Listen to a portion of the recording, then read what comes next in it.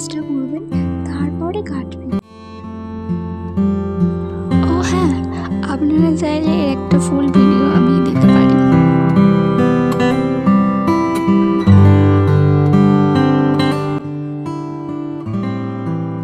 এই সুতোটার নাম আমার এখন ঠিক মনে পড়ছে। আপনারা যারা এই সুতোটাকে চিনতে পেরেছেন অবশ্যই কমেন্টে জানাবেন।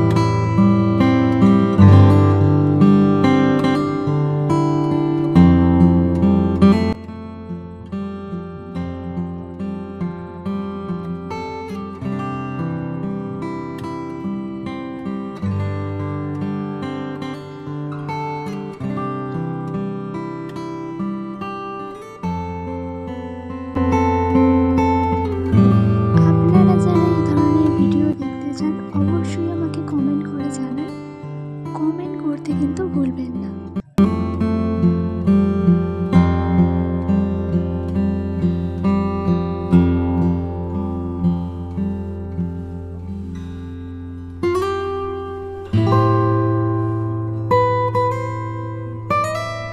কাপড়ের উপর নকশা তোলার পর আগের যে ট্রান্সপারেন্ট ট্যাগটা গোল করে কেটে নিয়েছিলাম ওটাকে কাপড়ের মধ্যে ঢুকিয়ে এভাবে সেলাই করে নিন।